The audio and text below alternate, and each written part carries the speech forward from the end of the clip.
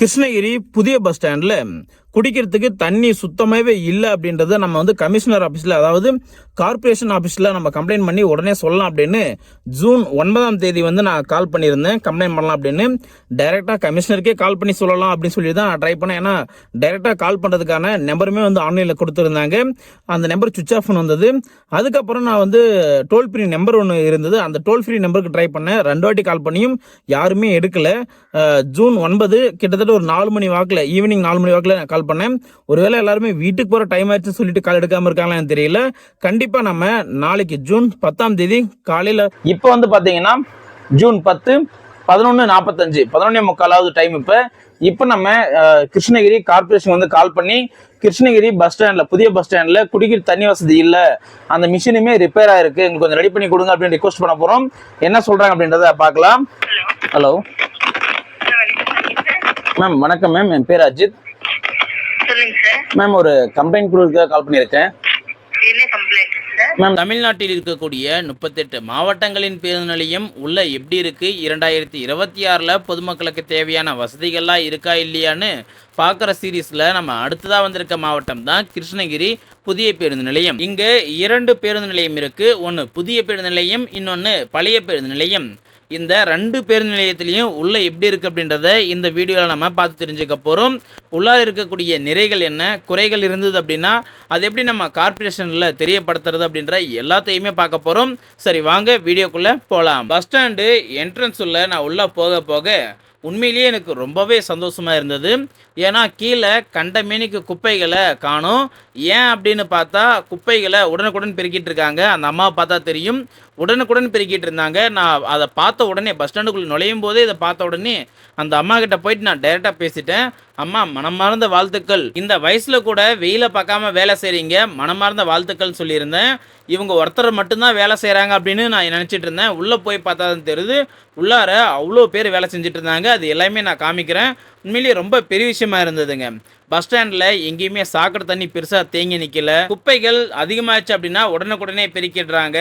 அதெல்லாம் பார்க்கும்போது மக்களை வந்து ஏன் இப்படி குப்பைகளை கண்ட இடத்துல போடுறீங்க அப்படின்னு ஒரு மைக் எடுத்து கத்தலான்னு தான் தோணுது.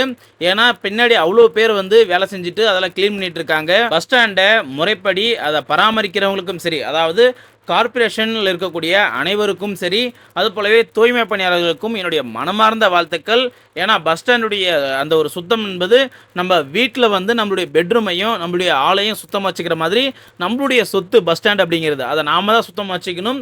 தயவுசெய்து குப்பைகளை குப்பை தொட்டில் போடுங்க. இப்போ கூட பார்த்துருப்பீங்க, ஒரு அம்மா கையில் குப்பை கொடியை வச்சுட்டு குப்பையை அள்ளிக்கிட்டு இருக்கிறது. உள்ளார அவ்வளோ பேர் வந்து வேலை செய்கிறாங்க. அதெல்லாம் பார்க்கும்போது ரொம்ப சந்தோஷமாக இருக்குது. திரும்பவும் சொல்கிறேன், உண்மையிலேயே இந்த பஸ் ஸ்டாண்டை மெயின்டெனன்ஸ் பண்ணுற அனைவருக்குமே என்னுடைய மனமார்ந்த வாழ்த்துக்கள் பொதுமக்கள் சார்பாக நான் தெரிவிச்சுக்கிறேன். இப்படி பஸ் ஸ்டாண்டை நான் சுற்றி பார்த்துட்டு இருக்க நேரத்தில் ஒருத்தர் என்னை வேகமாக கிராஸ் பண்ணிவிட்டு பீடி பிடிச்சிட்டு போயிருந்தார். எப்படி தான் இவங்களுக்கெல்லாம் பொதுவெளியில் பீடி பிடிக்கிறதுக்கு தைரியம் வருதோ தெரியல. அங்கே இருக்கக்கூடிய டீ கடைகளில் பீடி, சிகரெட், அதாவது மனிதனுக்கு தீங்கு விளைவிக்கக்கூடிய பொருட்களை சேல் பண்ணுறதெல்லாம் பார்த்தேன். தயவு செய்து பஸ் ஸ்டாண்டில் அதெல்லாம் பண்ணாதீங்க. கோயிலுக்கு வெளியே, ஸ்கூலுக்கு வெளியே, மருத்துவமனைக்கு வெளியே, அதுபோல வந்து பஸ் ஸ்டாண்டில் இந்த மாதிரி இடத்துலலாம் மனிதனுக்கு தீங்கு விளைவிக்கக்கூடிய இந்த பீடி, சிகரெட்டெல்லாம் தயவு செய்து விற்காதீங்க. இதுக்கெல்லாம் ஒரு நிரந்தர முடிவு தமிழக முதலமைச்சர் விஜய் அவர்களும், போக்குவரத்து துறை அமைச்சர் தமிழன் பார்த்திபன் சார் அவர்களும் நிரந்தர தீர்வு கொண்டு வருவாங்க அப்படின்னு கண்டிப்பாக நான் எதிர்பார்க்கிறேன். இந்த பஸ் ஸ்டாண்டில் எனக்கு ரொம்ப ரொம்ப பிடிச்சது, சிறப்பாக இருந்தது, சிறுநீர் கழிப்பறை வந்து கிட்டத்தட்ட ஒரு 3 இடங்களுக்கு மேலே வச்சுருந்தாங்க. அது உண்மையிலேயே நல்லாவே பராமரிப்பும் செய்திருந்தாங்க. நீங்கள் பார்த்தாலே தெரியும், இந்த இடத்துல இருக்குது அப்படின்றத தெரியாமல் பொதுமக்கள் நிறைய பேர் 10 ரூபா கொடுத்துட்டு சிறுநீர் தனியார் அங்கே உள்ள இருக்கு இல்லையா, அங்கே போயிடுறாங்க. தயவுசெய்து பொதுமக்கள் இதெல்லாம் பயன்படுத்துங்க. கவர்மெண்ட் நமக்காக இதெல்லாம் ஒதுக்கியிருக்காங்க. 2-3க்கு மேலே இது இலவசமாக அங்கங்கே வச்சுருக்காங்க. தயவுசெய்து பயன்படுத்துங்க. இந்த புதிய பஸ் ஸ்டாண்டை உண்மையிலேயே ரொம்பவே அழகாக பராமரிக்கிறாங்க. உண்மையிலேயே இந்த பஸ் ஸ்டாண்டை பராமரிக்கிற அனைத்து கார்பரேஷன் சம்மந்தப்பட்ட அனைவருக்குமே என்னுடைய மனமார்ந்த வாழ்த்துக்கள். அது மட்டும் இல்லாமல் தூய்மை பணியாளர்கள் வந்து இந்த பஸ் ஸ்டாண்டை எப்போல்லாம் குப்பை ஆகிட்டே இருக்கோ அப்போல்லாம் வந்து தொடர்ந்து வந்து பஸ் ஸ்டாண்டை க்ளீன் பண்ணிட்டே இருக்காங்க. கிட்டத்தட்ட ஒரு 1 மணி நேரத்துக்கு ஒரு வாட்டி, 2 மணி நேரத்துக்கு ஒரு வாட்டி எப்போல்லாம் வந்து பஸ் ஸ்டாண்டில் வந்து குப்பைகள் அதிகமாகுது அப்போல்லாம் க்ளீன் பண்ணிகிட்டே இருக்காங்க. உண்மையிலே ரொம்பவே அழகாக இருக்குது. தயவுசெய்து பொதுமக்கள், நம்ம தான் வந்து தப்பை தொடர்ந்து பண்ணிக்கிட்டு இருக்கோம். திருவண்ணாமலையிலையும் அதே தப்பு தான் பண்ணோம். கிருஷ்ணகிரி அதே பஸ் ஸ்டாண்ட்லேயும் நம்ம வந்து புது பஸ் ஸ்டாண்ட் கட்டி கொடுத்தோம், நம்ம அதே தான் பண்ணிக்கிட்டு இருக்கோம். குப்பைகளை குப்பை தொட்டியில் போடுங்க. பொது இடத்துல வந்து தயவு செய்து பீடியோ அல்லது புகைப்பழக்கங்களை தயவு செய்து பயன்படுத்தாதீங்க. ஒரு சில நபர்கள் வந்து பொது இடத்துல பீடி பிடிக்கிறதெல்லாம் பார்த்தேன், சிகரெட் பிடிக்கிறத பார்த்தேன். ஸோ தயவு செய்து பஸ் ஸ்டாண்டில் விற்கிறது அது தப்பு தான். இருந்தாலும் அதை தயவு செய்து பஸ் ஸ்டாண்டில் பண்ணாதீங்க. உங்களுக்குன்னு ஒரு சுதந்திரம் இருக்கு. உங்களுடைய உடம்பை வந்து நீங்க நல்லா ஆரோக்கியமா வச்சுக்கணும். தயவு செய்து புகைப்பழக்கங்களை தொடாதீங்க. அது மட்டும் இல்லாம தூய்மை பணியாளர்களை மனமார்ந்து வாழ்த்துறேன். பஸ் ஸ்டாண்ட்ல ரொம்ப ரொம்ப அழகா வச்சிருக்கீங்க. உண்மையிலேயே ரொம்ப அழகா இருக்குங்க.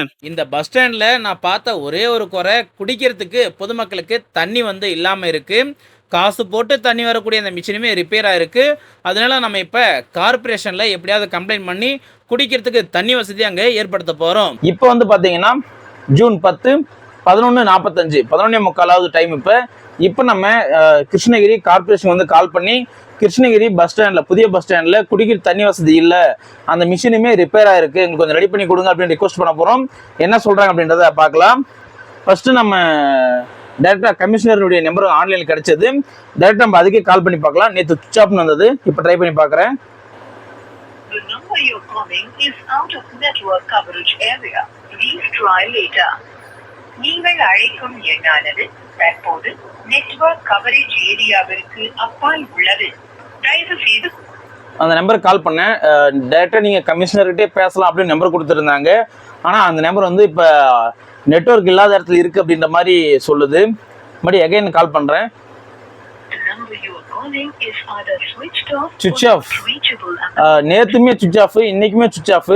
அப்போ பொதுமக்கள் வந்து ஏதாவது கம்ப்ளைண்ட்னா எப்படிங்க தெரிவிக்கிறது? இப்போ டோல் ஃப்ரீ நம்பர் இருக்கு, ஸோ அதுக்கு நான் ட்ரை பண்ணுறேன்.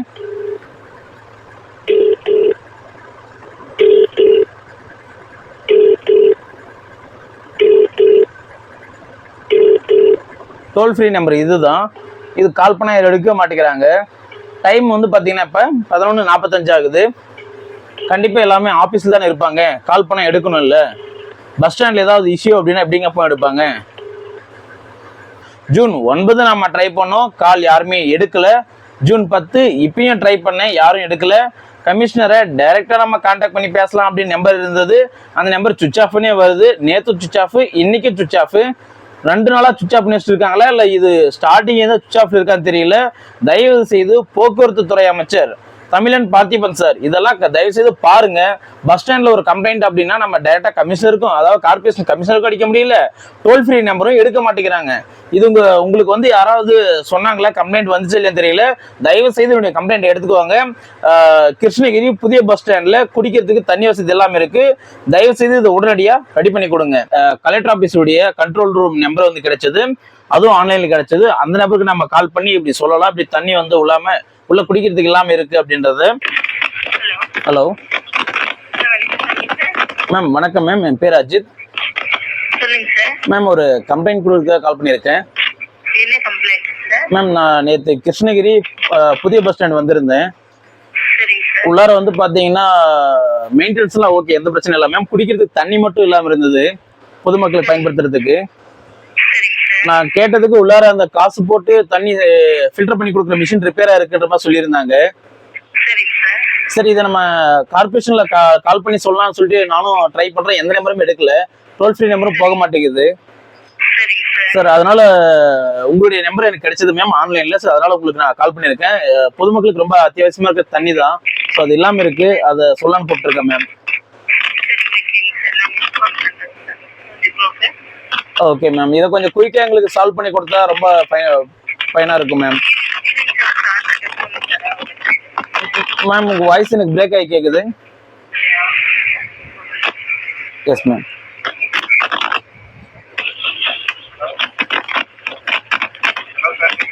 சார் கேட்குது சார், சொல்லுங்கள் சார். வணக்கம் சார், என் பேர் அஜித் சார். நேற்று கிருஷ்ணகிரி புதிய பஸ் ஸ்டாப் வந்திருந்தேன். அங்கே உள்ளார மெயின்டெனன்ஸ்லாம் அங்கே நல்லா இருக்கு, எந்த ஒரு பிரச்சனையும் இல்லை சார். குடிக்கிறதுக்கு தண்ணி மட்டும் இல்லாமல் இருக்கு, பொதுமக்கள் பயன்படுத்துறதுக்கு குடிக்கிறதுக்கு.